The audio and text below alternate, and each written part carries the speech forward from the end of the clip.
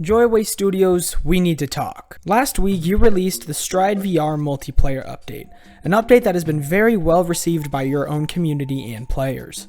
And don't get us wrong, we absolutely love this multiplayer. It's like the greatest thing to happen to the game since the first release.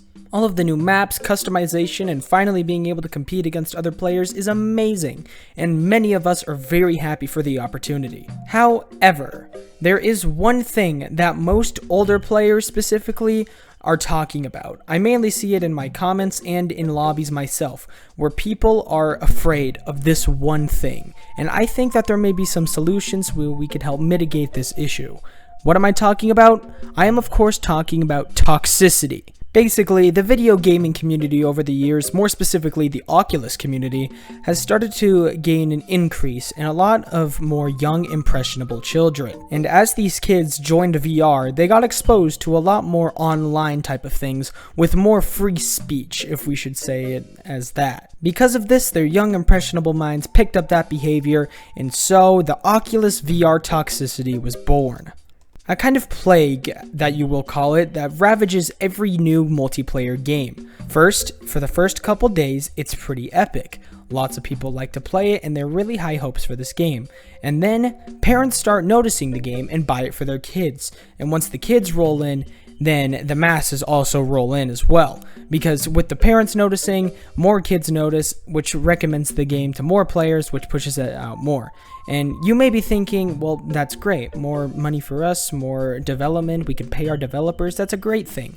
The only problem is it can leave a bad personal taste in each player's mouth. And what I mean by this is that these kids, believe it or not, are kind of toxic. I know this is inadvertently a lot of our faults as well, but I think there are a couple solutions that we could have in order to help mitigate the toxicity in order to provide a better experience for other players. Keep in mind, you don't have to take these suggestions at all. At the end of the day, you guys are the developers and you guys can make the decisions. I'm just a YouTuber who can barely crack 100 views a video. So if you decide not to implement any of this, it is completely understandable. But I still would like to get my opinion out there. So here are some solutions that I would maybe like to see in Stride VR in the future in order to help mitigate toxicity. Number one, it's getting an easy to use reporting system and moderation systems. Of course, moderating isn't easy and neither is reporting. Games that are very big have a very cluttered reporting system where they get filled up with a lot of reports and it's pretty hard for moderation to keep up.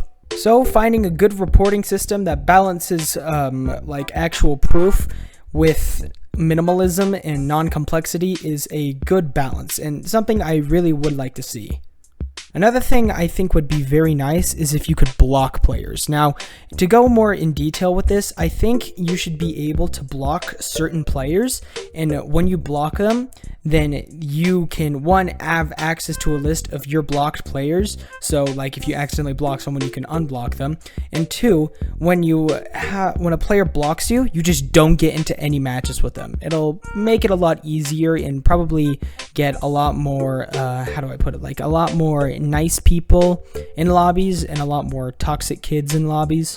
Another thing that might be cool is creating dedicated servers that are for more competitive people with, stricter rules against toxic behavior. So you could have casual servers where it's just like how it is now, and then you could have competitive servers where it's more strict when it comes to behavior and more focused on skill. Because I've seen a lot of YouTube comments of people talking about how like these 9-year-olds like get juked out by them, or like they'll just do something that really just triggers them involving skill, and they'll call them it's like a gorilla tag player or something like that. I'm not like trying to be a parent here or sound like one, but just having servers that are more for a competitive, skillful type of people instead of just having fun, and being able to differentiate those two would make the game a lot more enjoyable. And yeah, those are my 3 suggestions for ways to help mitigate toxicity as Stride VR multiplayer develops. This is a really awesome game that I really hope